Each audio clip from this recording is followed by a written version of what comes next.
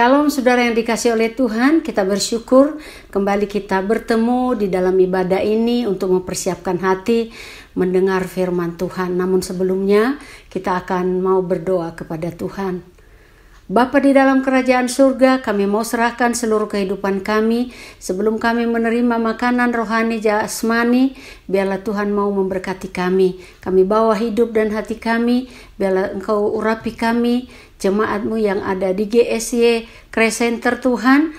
Saat ini kami mau mendengarkan firman Tuhan, biarlah firman-Mu boleh menjamah hidup kami. Terima kasih Bapa di dalam kerajaan surga. Kami mulai ibadah ini, bahkan dimanapun saudara-saudara kami yang akan mendengarkan, ikut bergabung bersama dengan kami. Kami yakin mereka juga akan menerima berkat daripada Tuhan. Kami serahkan ibadah ini mulai dari awal, pertengahan sampai habis, hanya di dalam nama Tuhan Yesus Kristus. Haleluya. Amin. Puji Tuhan, saudara, shalom. Kita bersyukur di minggu 28 Juni ini kita akan membahas sesuatu, yaitu berkat besar dari surga. Kita akan belajar dari firman Tuhan di dalam 2 Raja-Raja pasal yang keempat, ayat 8 sampai dengan ayat yang ke-37. Saudara, kalau kita melihat temanya bahwa berkat besar dari surga, artinya saya yakin kita semua rindu. Kita ingin mengalami berkat yang besar dari surga. Bagaimana caranya supaya kita mengalami berkat besar dari surga? Saya percaya saudara, karena kalau surga memberikan kepada kita selalu yang besar. Kita lihat, kita perhatikan di dalam Yohanes pasal yang ketiga ayat 16. Karena begitu besar kasih Allah akan dunia ini, sehingga ia mengaruniakan anaknya yang tunggal.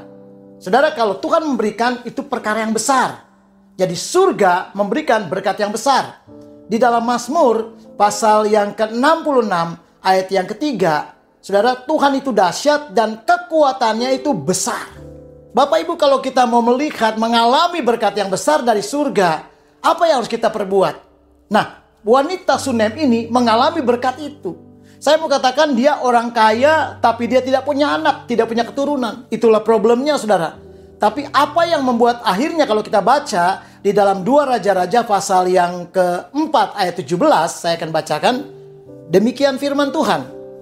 Mengandunglah perempuan itu lalu melahirkan seorang anak laki-laki.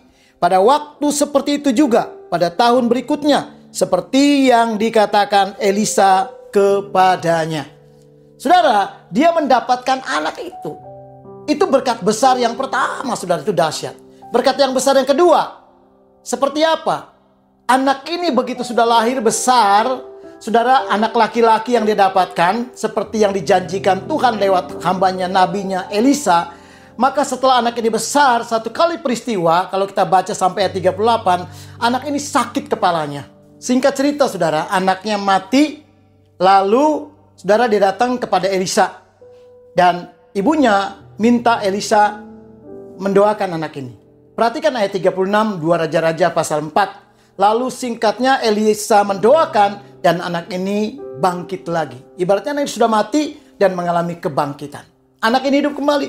Sampai di dalam ayat yang ke-36 Elisa berkata, "Hai ibu, ambil anakmu, terima anakmu. Karena anakmu sudah sehat. Anakmu sudah hidup kembali." Itu berkat besar. Berarti kalau saya hitung-hitung ada 2 berkat besar yang dia terima dari surga. Pertama, dari gak punya keturunan sampai dia punya anak. Dan anaknya laki-laki. Yang kedua, saudara, waktu anaknya sudah besar mati dan anak itu kembali hidup. Itu luar biasa. Itu berkat-berkat yang tidak bisa dikerjakan oleh dunia. Ingat Bapak Ibu Saudara bahwa dunia tidak bisa melakukan apapun buat kita. Dunia tidak sanggup. Dunia terbatas. Tapi Tuhan tidak pernah terbatas. 2 berkat besar daripada surga kita akan peroleh sama seperti wanita Sunem itu ngalami. Saya yakin saudara dan saya pun merindukan hal yang sama. Bagaimana caranya? Nah, Bapak Ibu, kalau kita ingin melihat berkat besar, tidak ada jalan lain. Apa yang harus kita lakukan? Saya mau bilang 2 hal yang bisa membuat itu terjadi. Pertama, kita harus punya yang namanya investasi surga.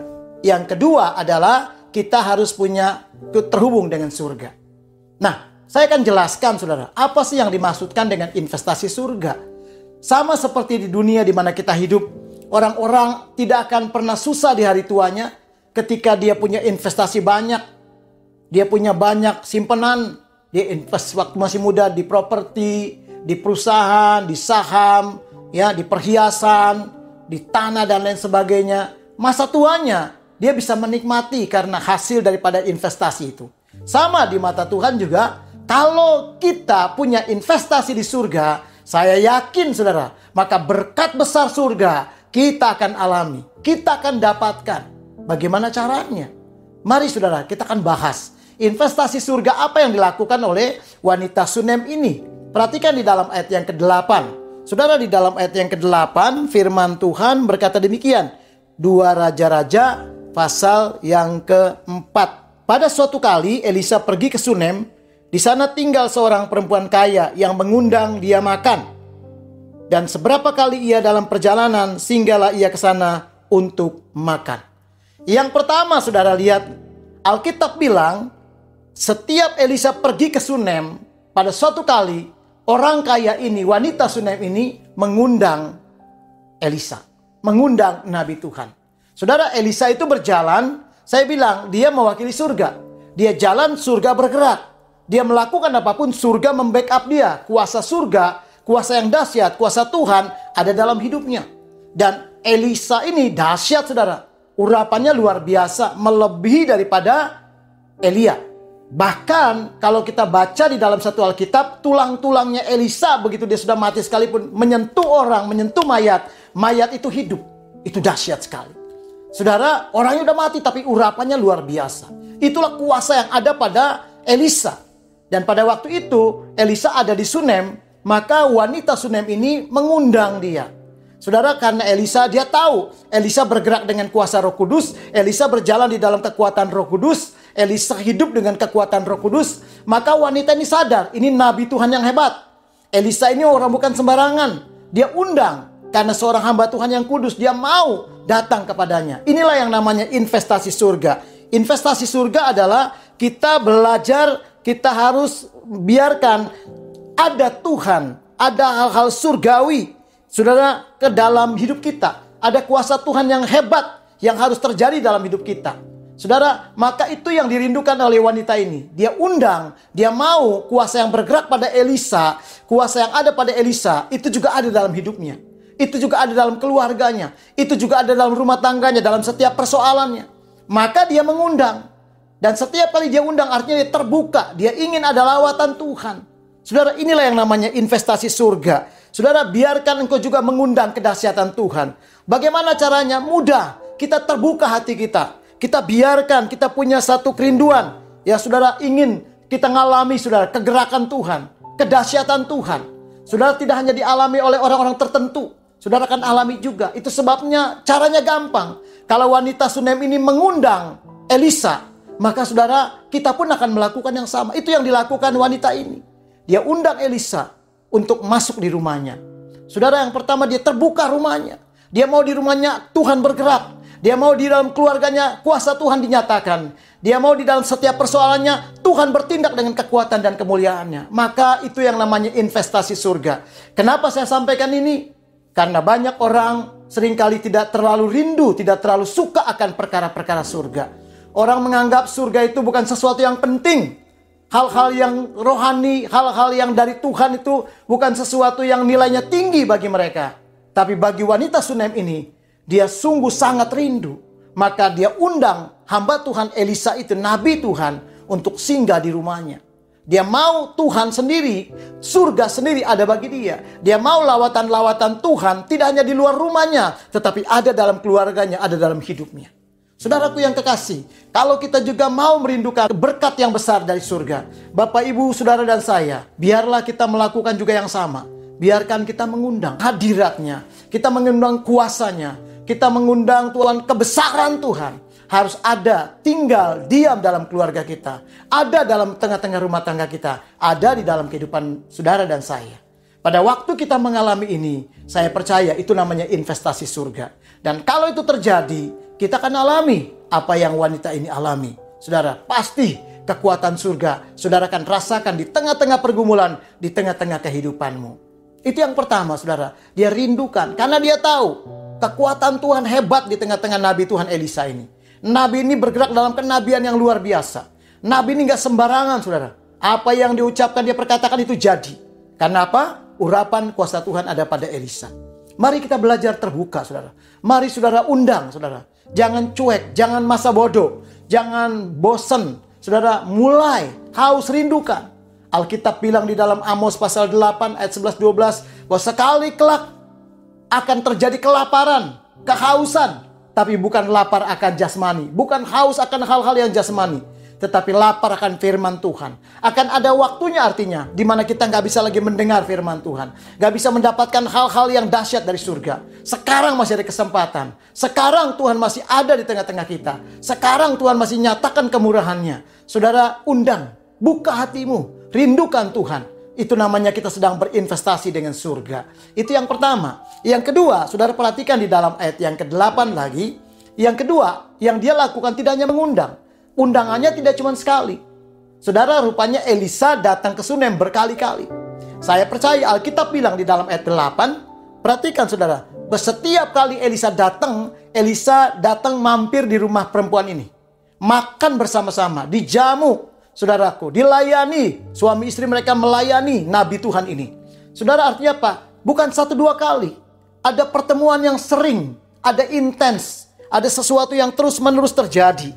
Saudara, apa ini maknanya? Apa yang Tuhan mau ajarkan sama kita di sini, saudaraku? Yang Tuhan mau ajarkan, saudara, adalah semakinnya kita punya kerinduan. Ini membicarakan bagaimana wanita ini rindu untuk semakin bersekutu dengan hadirat Tuhan. Rindu semakin ketemu dengan perkara-perkara surga. Rindu melihat Nabi Tuhan, kuasa Tuhan, selalu bertemu dengan hadirat Tuhan, bertemu dengan kuasa Tuhan. Rindu terus-menerus bersekutu di hadapan hadirat Tuhan. Maka dia tidak bosan, saudara. Tidak cuma sekali lalu dia bilang, udahlah cukup. Saya sudah ketemu Nabi Tuhan. Tidak. Setiap kali, perhatikan ayatnya bilang. Ayat 8. Dan seberapa kali ia dalam perjalanan, singgah ia ke sana untuk makan. Artinya ada kegiatan, aktivitas yang berulang-ulang. Yang sering kali berkelanjutan, saudara. Itu yang dilakukan oleh wanita Sunem ini. Jadi maksudnya investasi surga adalah ketika kita selalu dan selalu ingin terus mencari Tuhan, selalu dan selalu mau menyembah Tuhan, selalu ingin bersekutu dengan Tuhan, tidak bosan-bosannya, kerinduan, kehausan, semakin hari semakin gairah mencari Tuhan, semakin terus mau menyembah Tuhan. Itulah yang dilakukan oleh wanita Sunem ini bersama dengan keluarganya. Itu yang mereka kerjakan, saudara. Itu sebabnya tidak heran kalau mereka mengalami berkat besar dari surga. Saya yakin Bapak, Ibu, Saudara dan saya, kalaupun kita mau ngalaminya, mari kita lakukan hal yang sama. Kita harus cari Tuhan. Kita harus seringkali bersekutu dengan Tuhan. Saudara, kita mau hadiratnya. Kita mau lawatannya. Jangan bosan-bosan. Jangan jemu-jemu. Tapi ada anak-anak Tuhan bosan. Jemu, saudara. Ke gereja malas. Ibadah dianggap itu kalau waktu-waktu tertentu saja. Itu namanya bagaimana dia mau mengalami berkat besar dari surga. Kadang orang berkata, saya mau Tuhan diberkati. Saya mau mengalami kekuatan Tuhan. Saya mau mengalami hadirat Tuhan. Tapi seringkali tidak berani bayar harga. Mari belajar. Kalau wanita ini mengundang berkali-kali. Itu luar biasa. Saudara, memang saya juga melihat ada orang-orang yang rumahnya rindu dipakai Tuhan. Ada orang-orang yang senang melayani Tuhan, gak merasa capek, sama seperti wanita Sunem ini. Ada orang-orang yang rindu sudah terus-menerus untuk setiap keluarganya selalu dipakai untuk melayani Tuhan. Mereka tidak pernah keberatan.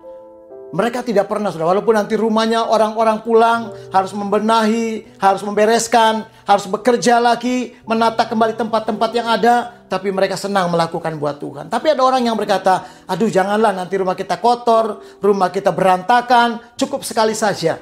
Sehingga kadangkala kalau diumumkan di gereja, di mimbar-mimbar, gembalanya berkata, siapa yang rumahnya mau dipakai untuk Tuhan? Itu pun mungkin ada yang berkata, ya sudahlah daripada nggak ada. Saudara, lain dengan wanita ini. Dia terus mengundang.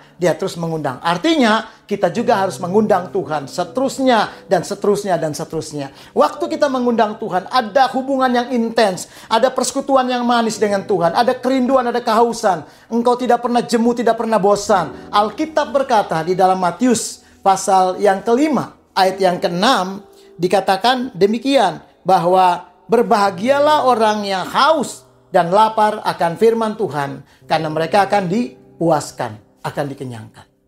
Saudara, berarti kalau kita tahu bahwa Tuhan itu berjanji untuk kita akan dipuaskan, maka belajar untuk kita terus melakukan yang terbaik, untuk kita datang pada Tuhan, untuk kita cari Tuhan, untuk kita terus mengasihi Tuhan, bahwa Tuhan itu luar biasa.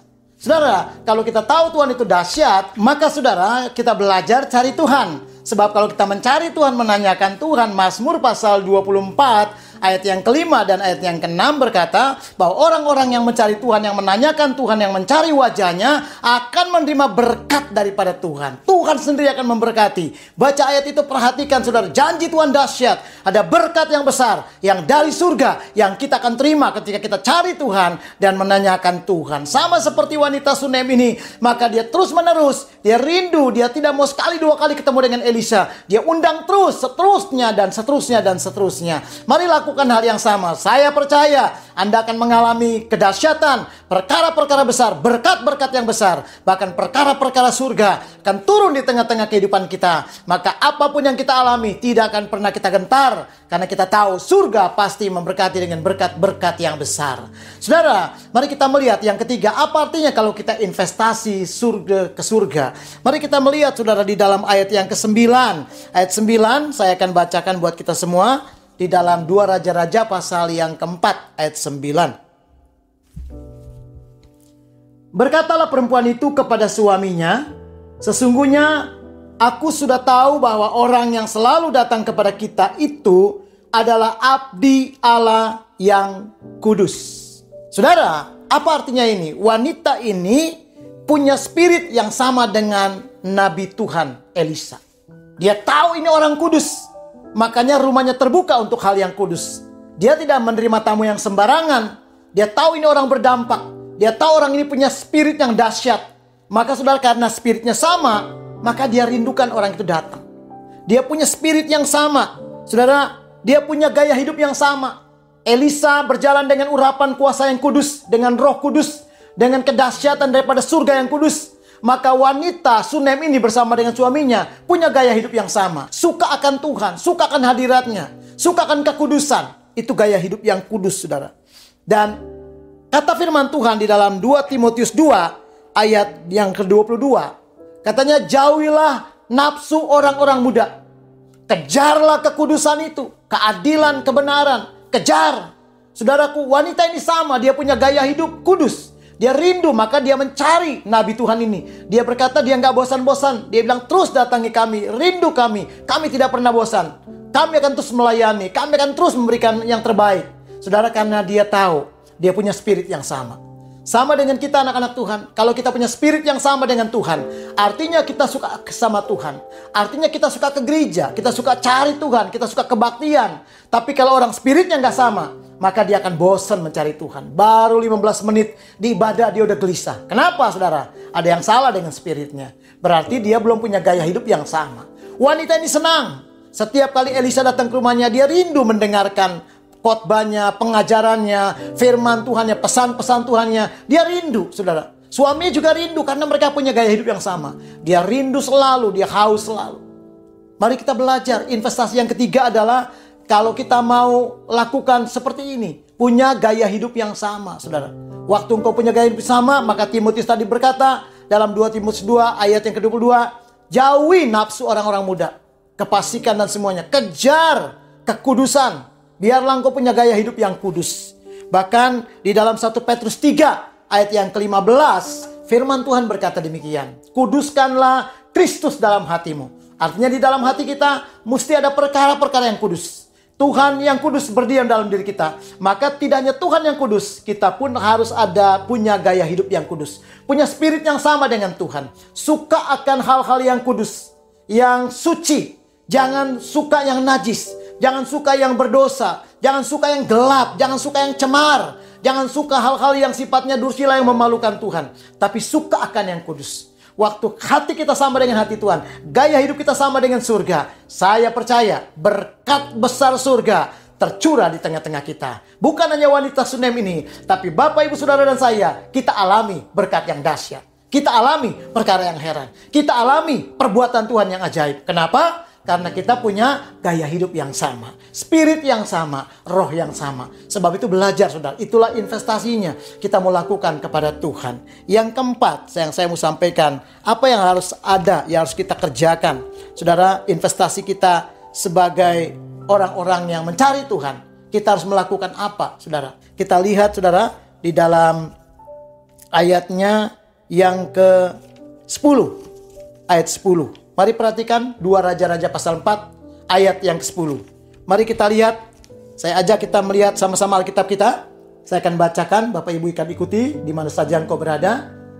Baiklah kita membuat sebuah kamar atas yang kecil berdinding batu, dan baiklah kita menaruh di sana baginya sebuah tempat tidur, sebuah meja, sebuah kursi, dan sebuah kandil. Maka apabila Elisa datang kepada kita, Elisa boleh masuk ke sana. Artinya, saudara, kita menempatkan Tuhan hal-hal yang surgawi, yang di atas, yang paling penting, yang paling prioritas. Ingat, bukannya Tuhan tidak penting, harusnya Tuhan yang lebih penting dari apapun. Sama seperti wanita Sunem ini, dia menempatkan Nabi Elisa di kamar atas. Artinya dia memberikan prioritas yang paling terbaik buat Tuhan. Kadang-kala kita terbalik, kita menempatkan Tuhan yang penting di tempat yang tidak penting.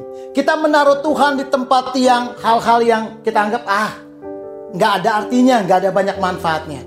Nanti begitu kita sudah punya masalah, punya pergumulan Bapak Ibu, baru kita bilang, Tuhan tolong saya nggak mampu, saya nggak bisa, saya nggak sanggup. Tapi saya mau beritahu saudara, Tuhan tidak pernah kecewakan kita. Sebab itu, jangan pernah saudara menaruh Tuhan di tempat yang paling rendah. Tempatkan Tuhan di tempat yang paling atas. Tempatkan Tuhan di tempat yang paling prioritas. Saudara, waktu engkau prioritaskan Tuhan, janji Tuhan, Matius pasal 6 ayat yang ke-33, cari dahulu kerajaan Allah serta kebenarannya, maka kata Tuhan, semuanya ditambahkan kepadamu.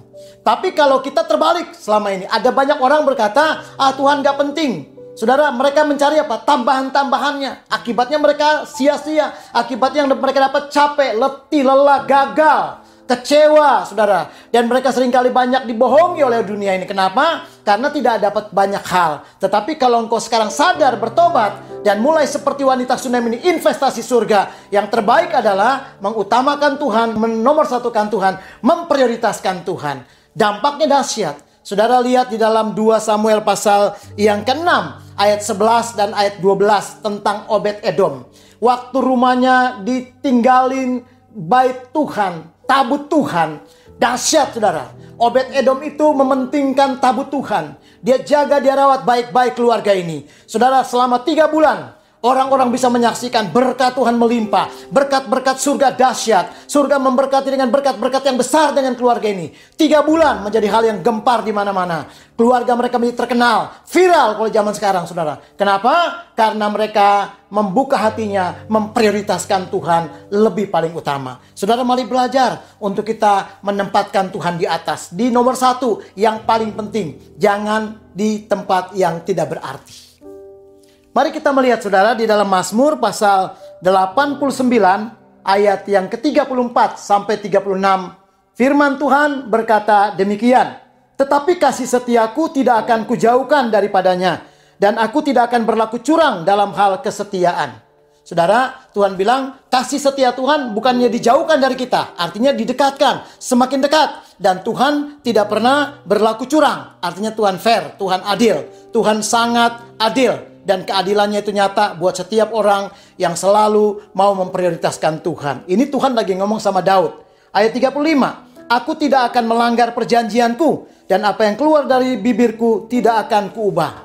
Tuhan gak pernah merusak perjanjiannya, dan Tuhan tidak pernah, saudaraku, apa yang dia sudah ucapkan lalu dia ubah, dia batalkan. Tuhan kita, Tuhan, apa yang keluar dari mulutnya, itu yang terjadi. Kalau Tuhan bilang ada berkat besar dari surga di dalam hidupmu, pasti kita akan alami. Satu hal, kalau kita memprioritaskan Tuhan. Ini Tuhan ngomong sama Daud. Ayat yang ke-36.